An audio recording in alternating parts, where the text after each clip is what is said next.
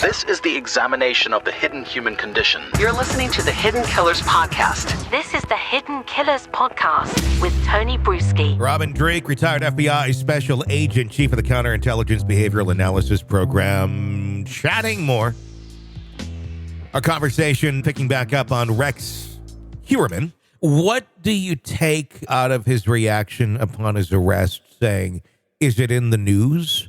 What might that say about his need for recognition or infamy, or is he just curious is it in the news? Does my family know about this by now? Probably all those things, but at the forefront, that is exactly what someone with psychopathy says. It's all about grandiosity and how big a name am I?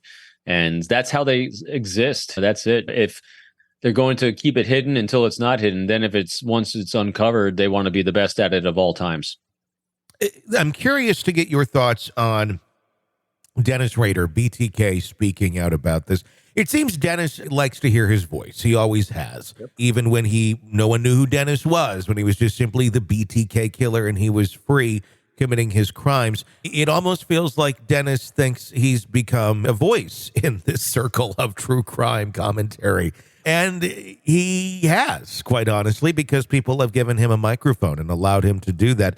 Is that a good thing, or is this something where we shouldn't be giving Dennis Rader a microphone to express his opinion? And one way I find it fascinating, almost in the Mindhunter sort of way, of looking at this and going, oh, we can garner some insight from someone who knows what they did. They're very okay with it, or they've accepted it. They're not arguing, and maybe we can learn some things.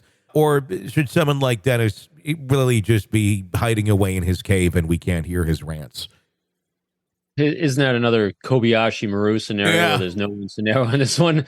So going back to the Silence of the Lambs scenarios that we're talking about as a frame of reference, in order to inspire someone like that to talk and divulge information that could be very useful to law enforcement, you're going to have to dangle a carrot. And the only carrot you can really dangle is that notoriety and the look at me moments, which gives them great pleasure and joy, which you don't want to give someone that should be paying for their heinous atrocities with their mortal souls, really. Uh-huh. So in my estimation, though, it comes down to the reason we do these things is to serve the families, to serve the victims the best we can by finding all we can, uncovering all we can to bring peace as much as we can to those that have been victimized. So it's a balance, isn't it? So I would use it as the carrot when talking to Dennis, but minimize as much as you can their impact. It also could be, I was asked this the other day too, and I agree.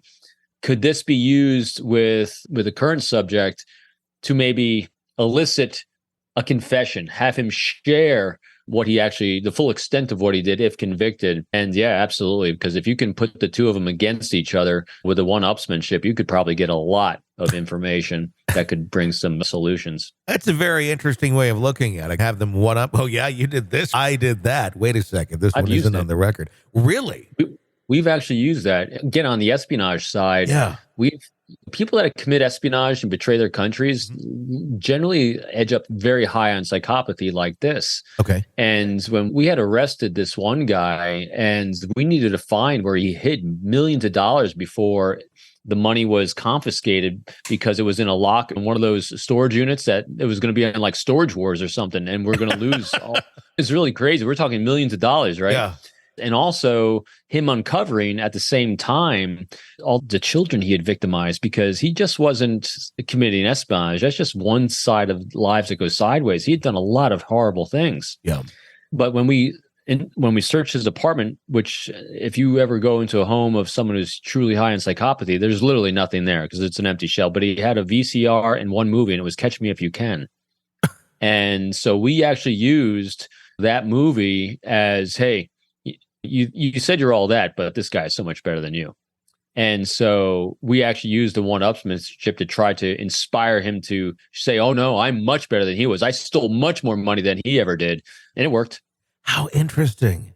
And that, I mean, it seems like it's almost like playing on childhood one-upsmanship, but you're dealing with someone that does such horrible things on such grand scales, but something like that, which I think would be overlooked quite often as a strategy. But my goodness, that's amazing that has that sort of an effect.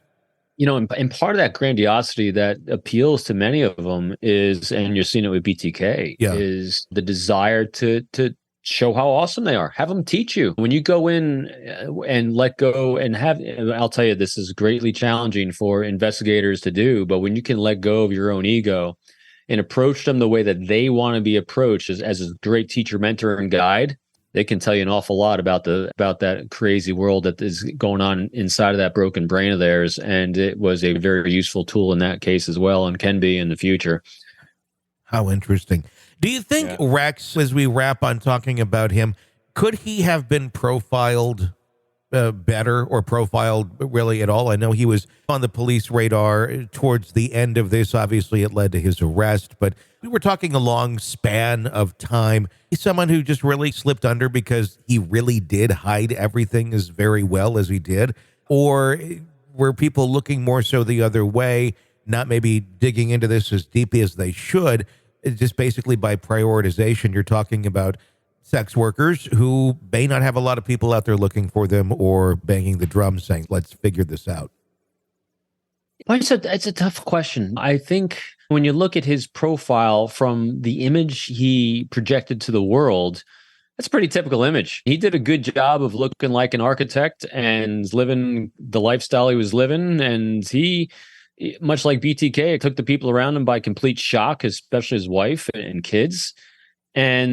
But when you come to profiling, I didn't see a profile for the Long Island, the Gilgo Beach aspect, but I saw the one for the Jersey one. It was pretty spot on. It was really, if it's the same person, because the circumstances of the victims were very similar. That's why there's such an interesting comparison.